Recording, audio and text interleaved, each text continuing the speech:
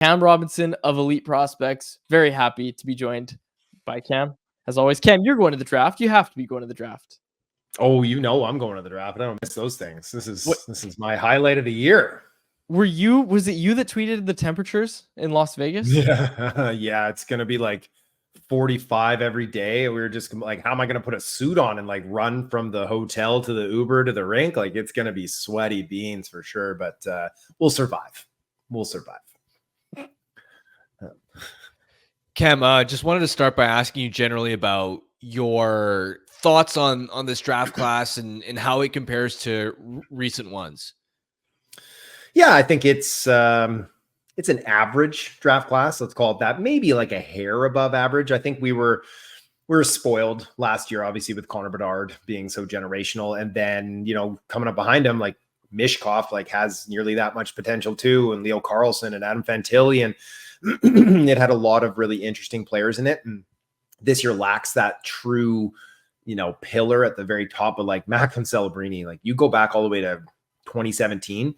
And the only guy that you're for sure taking over him at first overall is Bedard. Like, we can have the conversation about Jack Hughes, but it's they're different players. He's like that horse down the middle, that Nate McKinnon guy who, obviously Nate Mack is now running, MVP like numbers too. But Celebrini is probably going to be more like a point a game, 90-point guy maybe in his peak, but just like a matchups, defensively, he's a thief in the night on the back check, hard on the forecheck, can hit you in the neutral zone with like some big thunderous hits, score from distance, tight hands. So he's a very worthy first overall pick. And then, there are some really high upside players still in that top 9, 10 as well. And then after that, like, the jumble really kicks in, and every team's list is going to look so different. So depending on who you ask, which team, they might have a little different opinion on that. Some might say it's a slightly below average. Some might say it's above average, but I like it to about average. Okay, Cam, I want to ask you specifically about the Vancouver Canucks, who don't pick until 93rd overall in the third round. Is there a guy that might slip out of the second round? And I mean, there always is, but is there a guy you're looking at as a sleeper pick for the Canucks at 93rd overall? I mean, someone who could slip. I mean, who's the Logan Stankoven? Who's the smallest guy that should be going in the second round? That's what I'm really asking. Yeah, okay. The little guy who should be going in the second round that probably won't end up. I mean, Thomas Galvis, like a smaller left shot defenseman, should probably be going in the early second round, sort of thing, like mid second round. That could definitely be there at the tail end of the third. A puck mover, smart. But he's undersized, and that's a problem on the blue line in this day and age if you don't have electric feet. So that's probably why he'll slip. Not small, Matvei Michkov. He's a bigger guy who scores goals when the feet aren't there either. But I've got some names. Who I think will realistically be there, and I'm sure that was going to be your next question. It was. Yeah. Well, I'll just host and answer these questions here. You guys don't even need to work. Let's take this off. There's a couple of kids. So one that really has my attention is AJ Spalassi, 6'3" center, serious wheels. Like, this kid can boogie. Maybe the fastest kid in the entire draft class. He has jam. He's got some feistiness to his game. And then towards the end of the season, he was flashing some high-end stuff. So he's a really raw prospect. He only put up like 35, 40 points this year in the O, but could project to be a top 9 player. Really interesting is that, like, a couple of years ago, this kid had a major decision to make. He had 5 Division I NCAA football scholarship offers. That's how talented an athlete he is. And he said, no, I'm going to go hockey. And so he's going hockey. So he's an athlete. And so, a big power center, I like him a lot. There's a couple on the blue line too. Noel Franzen, a left shot D, kind of a boomer bust offensive defenseman, really great skater, leverages that skating to kind of create things on the rush, walking downhill off the point, a little shimmy, shake, make guys miss. Needs to work on that defensive game and some of his decision-making with the puck, can overhandle it at times. There's, Elliot Gronwald, really kind of the opposite. Another left shot kid, 6'2", really strong rush defense habits. Like, it really, really kind of polished in that regard against the rush. Good feet, battles hard, not much offense. So, kind of pick your player, choose your fighter here. Vidi Vasanainen, another left shot D. I'm sorry, there's not a lot of righties going to be in this spot here, but really mobile, defensively mature, physical edge. played full time in the league at 17. Like that's pretty good. So there's definitely going to be some players. And I'll say one more too, just because I can. Blake Montgomery, a draft +1 kid. So I think the Canucks probably are going to be looking at, I don't know. We'll see if they swing big on upside or if they go safe and they're like, we don't have any picks. Let's make sure we get an NHLer with this third rounder. But 6'4", super athletic, reminds me of Dakota Joshua without being as mean. Doesn't have that kind of that internal desire to hit everything that moves. So you gotta flip that switch on him. But really took a huge step this year in the USHL and was passed over last year. And then you don't really expect him to become a pick. And now all of a sudden he's put himself in a position to be in that kind of 2nd to 4th round range. If you're the Canucks, what's your philosophy or strategy when you are in the mid rounds, and are in the sense that, are you swinging for upside, swinging for the fences, or are you trying to find the players with the most projectable tools, even if they're lower ceiling guys? And is there a market inefficiency that you think teams overlook in these middle rounds? Europe, always Europe. It's just because it's just how it is. Like it's so saturated here in North America, right? Like there's a dozen scouts at every junior game, like even junior A games. Like there's always scouts there watching, but most NHL teams have like one guy covering Sweden, one guy covering like Finland and the Czech Republic and, like Central Europe. And it's like, they can only do so much, right? So you have to trust those guys. And a lot of them have great eyes and, but they can't get 20 views on everybody. It's just impossible. So there is that market inefficiency over there. So, it's the big debate is that, do you take big cuts on upside like the Carolina Hurricanes do? And you hope that it's like, what's the 4th round? It's like a 4% chance that this guy's going to be an NHLer anyways. Why not see if we can't get him to be a top 6 forward or a top 4 defenseman if it breaks right, rather than being like, we're going to draft a 4th line center if everything works out. It's like, you can grab that guy off waivers. You can sign him for $1 million in free agency. Like those aren't hard to acquire assets. So personally, I like taking cuts, but as I've matured as a talent evaluator, I do have some more sympathy or some time for these players that you're like, that guy has NHL tools. It might not be high end, but it's like, you want players, you want to have assets, you want to have options in your system. So there is some definite legitimacy to going for a little bit safer and lower ceiling. Which way do you think teams go the most? Because owner quads, this is a bit we do on this show. If I were running a draft board, running a draft table, I would just say, get me every tall guy. If he shoots right and he plays defense, we're taking him. Like that would be my philosophy. Fill up the board with those. One of them's bound to hit, maybe. So what way do you think teams go? It's very like team to team. Like it varies greatly, I would say. So like I mentioned, the Hurricanes, right? They are all about that upside, baby, and they use analytics to drive it. And so it's like statistical awareness. Like Tarek Periskak, who put up 40 plus goals in the Western League this year as a rookie, is probably going on day 2 unless Carolina snaps him up at 27. It's just that a lot of teams will look at him and be like, opportunistic. Maybe doesn't project to be, but it's like on paper, his stats scream top 6 future winger. But then you look at, I don't know, like a team like Minnesota, maybe, where they have like a lower baseline for something like that. When they went out and took Charlie Stramel last year, but they're smart. Obviously, Judd Brackett knows exactly what he's doing, and he employs a lot of smart scouts, but maybe they're not so keen organizationally, the philosophy to take just wild cuts on high upside players. I wanted to ask you, it's not related to this year's draft, but Matvei Michkov sounds like he's going to be coming over to North America this coming season earlier than many people anticipated. What do you expect from him this season? Because I remember watching a lot of Michkov tape last year and thinking, after Bedard, based on pure talent, this guy might have the most upside in the draft class. And do you think teams are going to regret letting him fall to number 7?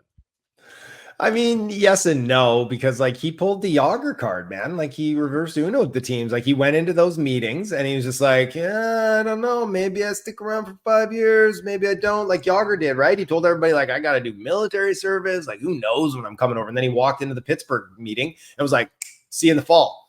And so they took him, right? And so Vancouver's like, we'll take Peter Nedved. And they passed on Yager, and Yager comes the next year and they win a cup.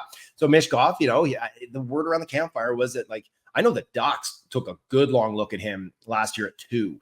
I think how it went down was he kind of insinuated that it would be a long wait, or that maybe he wasn't even interested in Anaheim, that he had a few organizations that he was, kind of more interested in showing up to. And if he was going to come earlier, maybe it'd be one of those.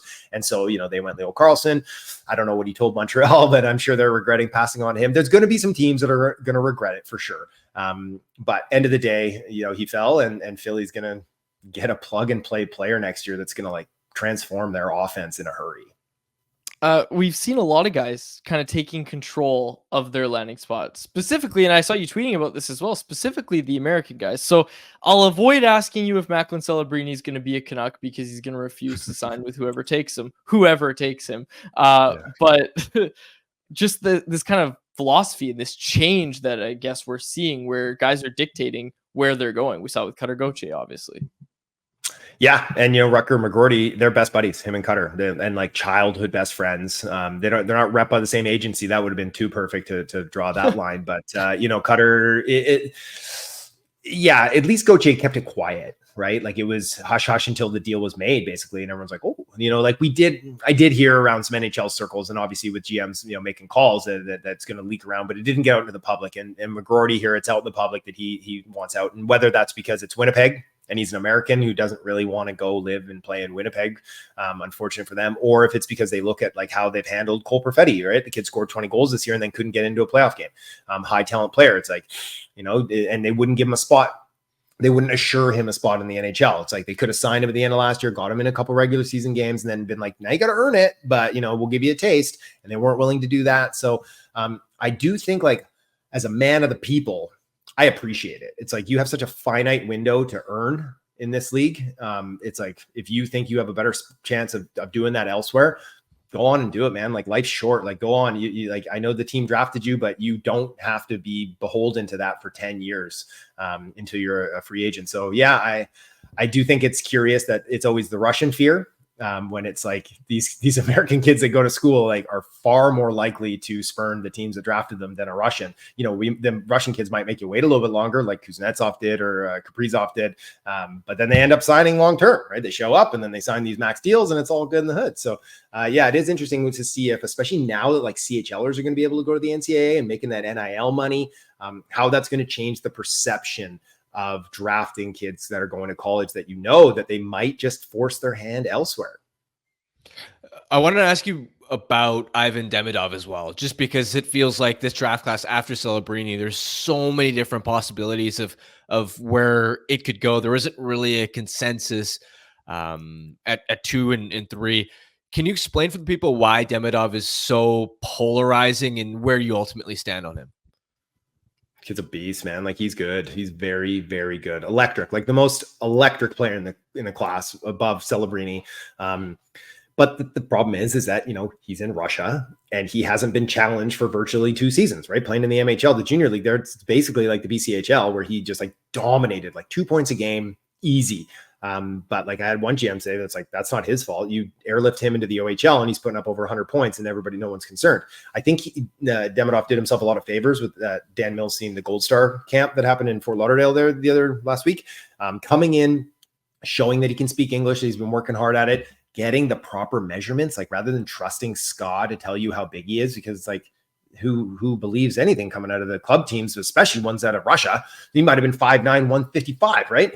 He didn't look like it, but now we know he's going to play at like 6'1", probably over 200 pounds. That's, like I said, Kirill Kaprizov, like he is the comp for me. And the fact that he says like, I'm going to play in the KHL this year, I'm going to finish the season, I'm going to sign my ELC, and I'm coming over to the NHL. It's like, how do you pass on that in the top 3?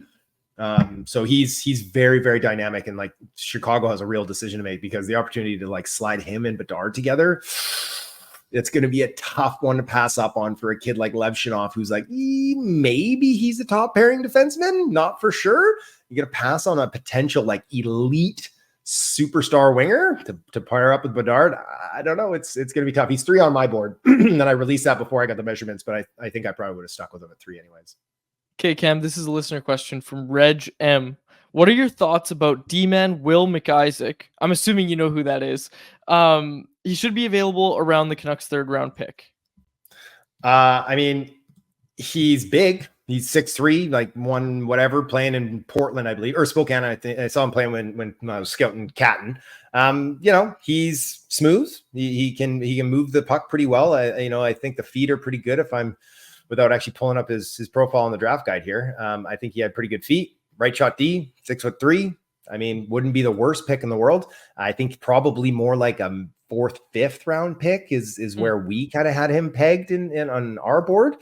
If we even actually ranked him, I don't think he was in our top 134. So probably a bit early for me, but if you want to take him kind of as a mid or late round swing, I'd be okay with that. Yeah. He fits the criteria. Tall, right shot defenseman. Tall and on the right side. All I would be taking, all over it. All I would take. Okay, final thing on the Canucks here. Do you know who the Ian Clark targets might be? The late goalies, the guys who maybe didn't have the best save percentage of what league they were playing in. Definitely have to be European. That's kind of a rule. Although Ty Young broke that rule. But anyways, do you have any targets for us? Yeah, well, I actually can't remember the kid's name now, but I was supposed to look this one up before I came on the show and I forgot. But I tweeted not that long ago that there is I think he's 6'6" or something like that, Swedish goaltender who is unranked for Central Scouting. Yes. And he's clearly going to be the best goaltender in the class, right? Like he is an unnamed tall European goaltender that no one notices right now. So in 7 years, he'll win a Vezina. So that's the Ian Clark guy. And we'll check notes here and go back through my tweets to find out who he is, because he's literally his name. Yeah, I know, right? And it's a Swedish name. How about that? It's a Swedish name. Does Dave have the name right in the chat there? What's he saying? Laring. I don't have it. Laring. I don't think it was Laring. I don't think it was Laring. No. Jesper is ringing a bell, but I might be thinking of Wallstead. Well, I mean, Jesper sounds right. But, it sounds right.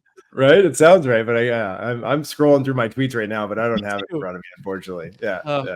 Well, he's Swedish and he's Ian Clark's boy. So that's the guy. I love it. Just like imagine on draft day, you're like in the 6th or 7th round and you forget the guy's name, but you're just like, that tall 6'6" Swedish unranked guy. You know who you are.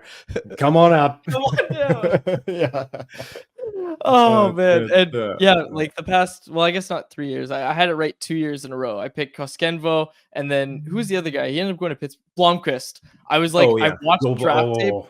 I watched draft tape on these goalies, and my take back then, Cam, I don't know if I told you it, but it was that Joel Blomqvist was going to be the best goalie in that class, and I was serious, like he was going to be better than Askarov. And I don't like Askarov, but anyways, that's a story for another day. But I was picking the goalies just by watching them and be like, yeah, Ian Clark will like this guy. Yeah, Ian Clark will like this guy. I was right twice. I didn't have Ty Young, admittedly, because I only thought it was going to be Europeans, but there's a North American with the same style in there as well. Yeah, well, I mean, we did hear that Clark was pushing to try to get Blomqvist there too, right? Trying to get him to maybe move up and grab a pick, but he went earlier than I think a lot of people thought too, that they jumped on him. And he was a stud in the AHL this year. He's gonna be a player in the future. Quad's new. Hashtag quads. Get it trending. Yeah. Cam, thanks so much for joining us, man. We'll probably talk to you after the draft, and we really appreciate you stopping by. Of course, boys. All right, we'll talk soon. Canucks Conversation is live Monday through Friday, every weekday at 2 p.m. over on the Canucks Army YouTube channel. Make sure you like, subscribe, and interact in the YouTube live chat every day with us, folks.